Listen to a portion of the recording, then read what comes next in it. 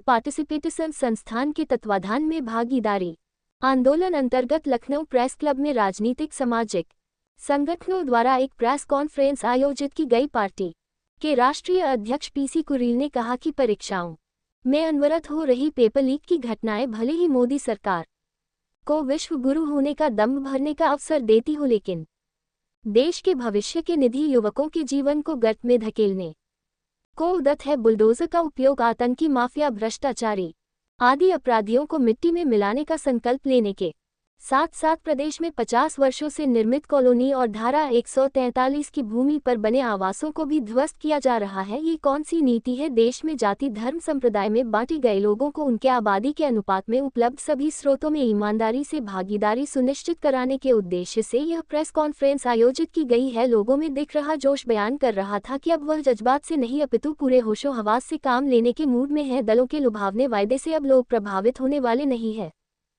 राष्ट्रीय भागीदारी आंदोलन द्वारा प्रेस कॉन्फ्रेंस की जा रही, किन मुद्दों को लेकर प्रेस कॉन्फ्रेंस आपने की? मुद्दे साफ है कि सबकी भागीदारी होनी चाहिए। देश प्रतिनिधित्व से चल रहा है। यह देश जब आज़ाद हुआ था तो प्रथम नेतृत्व ने इस बात की घोषणा की थी कि यह देश हम सब लोग मिलकर जीता है, यह देश हम सब का है। तो उसी तरह जो संविधान जो बना उसमें जो है प्रतिनिधित्व का आधार रखा गया, उसके तहत देश को जो है चलाया जा रहा है।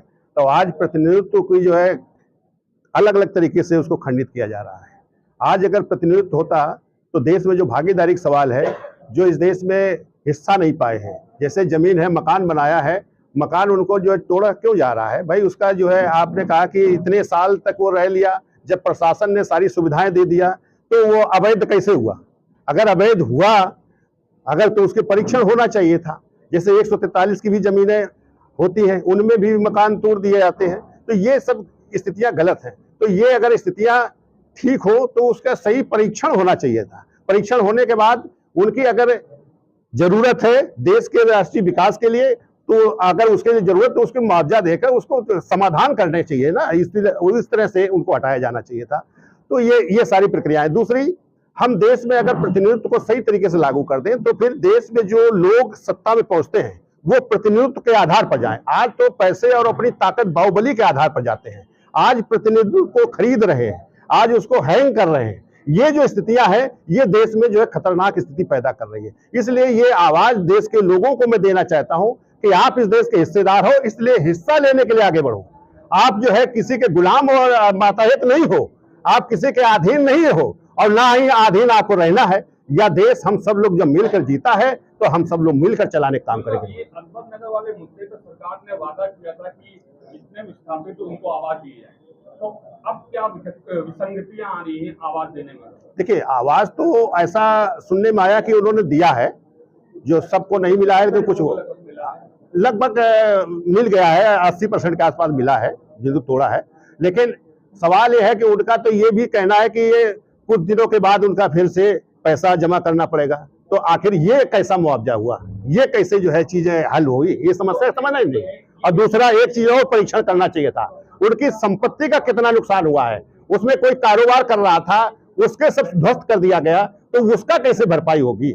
आज उसको रोजगार से बाहर किया गया है। तो ये सारी चीजों को परीक्षण होकर जो है काम होना चाहिए था। लेकिन जैसे हम लोगों ने सर्वे किया वहाँ पे, देखिए, जो पेंशन लोग नहीं पा रहे हैं, हर व्यक्ति का ये अधिकार है पेंशन का भी। जैसे ये जो अधिकार से वंचित किए जा रहे हैं और जो अधिकार से वंचित है पहले, तो ये सारे लोगों को, हर समस्या के लोगों को एक साथ करना है। जनशक्ति की ताकत है, तो जनशक्ति से हर समस्या का समाधान होगा। इसलिए मैं इस आंदोलन को इसीलिए उन्हीं के लिए चला रहा हूं कि, और ये आंदोलन उनका है, ये किसका अकेले किसी का नहीं है। और उसमें हर तबके का, जैसे उनका रोजगार पे भी असर पड़ा है, उनकी रोजगार के लिए आपने क्या मुहिम चलाई? यही तो बता रहा हूं बार बार कि रोजगार और उसके समाधान के लिए उसके जो भी वंचित जिस तरह से किए गए वो तो हल होना है। इसके साथ हम देश में भागीदारी चाहता हूं, हर व्यक्ति का प्रतिनिधित्व चाहता हूं। जैसे आपको पेंशन का सवाल हमने उठाया, तो जो रोजगार नहीं पा रहे उनको रोजगार भी मिलना चाहिए। और उसका न्यूनतम जो खाका खींचा गया है 15,000 रुपए का खाका है कि न्यूनतम 15,000 रुपए हर व्यक्ति का रोजगार होना चाहिए, काम होना चाहिए। तो उसको उस खाके पर लाना चाहिए। उसको जो है हम सदस्य बनाकर उसको इस लड़ाई को लड़ाना है कि आप हिस्सेदार हो, आपको हिस्सेदारी मिलनी चाहिए, सरकार को देना है।